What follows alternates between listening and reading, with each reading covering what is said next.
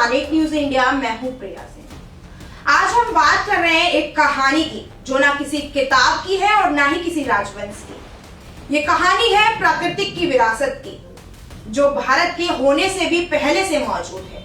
जी हाँ, हम बात कर रहे हैं अरावली पर्वतमाला की। वैज्ञानिकों के अनुसार अरावली का निर्माण हुआ था प्रोटेरोजैनिक युग में, करीब 250 से 350 करोड़ साल पहले। तब ना ही भारत था और ना ही हिमालय का अस्तित्व। अरावली सिर्फ भारत की ही नहीं बल्कि पूरी दुनिया की प्राचीन पर्वत श्रृंखलाओं में से एक है, जो माउंट आबू से लेकर पूरे गुजरात तक फैली है।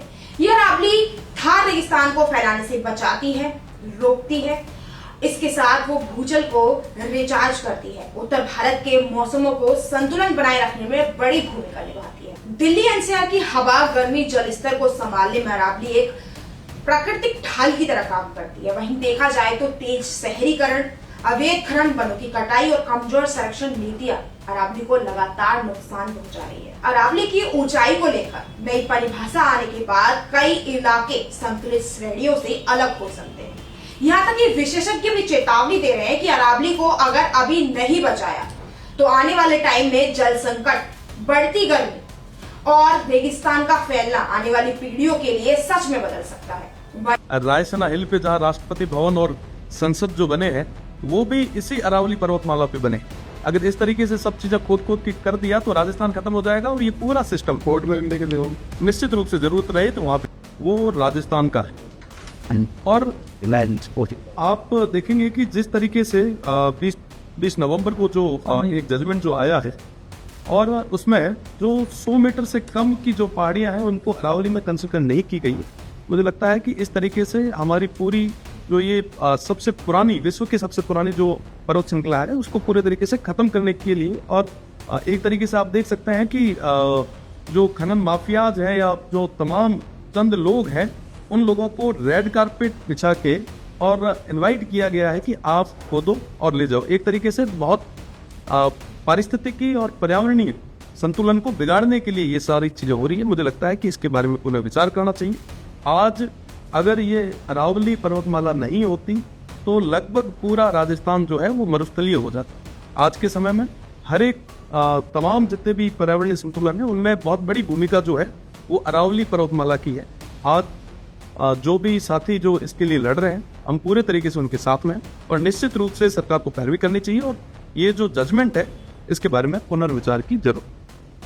बीजेपी से बात नहीं होता, ये कहना है कि कोर्ट का आदेश है हमारी तरफ से दिया गया, इसको इस तरह से आगे बढ़ा। देखिए, सरकार की जिम्मेदारी होती है कि वो जनता की बात को मजबूती के साथ में कोर्ट के सामने रखें और अपना पक्ष और जनता का पक्ष मजबूती से रखने का जो काम है वो सरकार का है।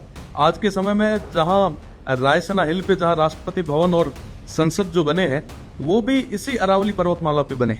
अगर इस तरीके से सब चीजें खोद के कर दिया तो राजस्थान खत्म हो जाएगा और ये पूरा सिस्टम पहले से आप देख रहे होंगे कि दिल्ली के क्या हाल है। आज हवा वहां पे इस तरीके की है कि हवा के अंदर जहर है और अगर ये अरावली और तमाम चीजें अगर हमने खत्म कर दी तो आने वाले समय में यही हाल राजस्थान के हो जाएंगे। आप पहले ओरण गोचर आपने खत्म कर दी, खिजड़ियां आप आए दिन काट रहे हैं, फिर आप अरावली को पूरे तरीके से खत्म कर रहे हैं। आप चाहते क्या है? एक तरफ तो आप लगभग 250 करोड़ के आसपास जो है आपने फंड अरावली को डेवलप करने के लिए 2025-26 के बजट में दिया, हरित अरावली विकास परियोजना आपने नाम दिया, और दूसरी तरफ यही अरावली अगर आपकी खत्म हो जाएगी तो आप मतलब चाहते क्या है? आपकी बातों के अंदर जो है मुझे लग रहा है विरोधाभास है।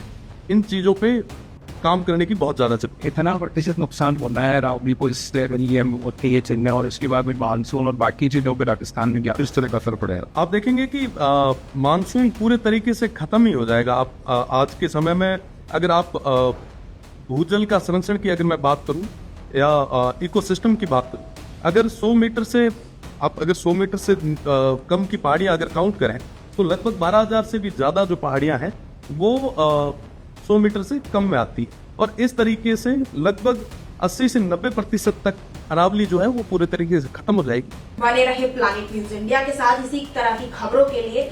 मैं प्रिया सिंह आज के लिए विदा लेती हूँ। नमस्कार।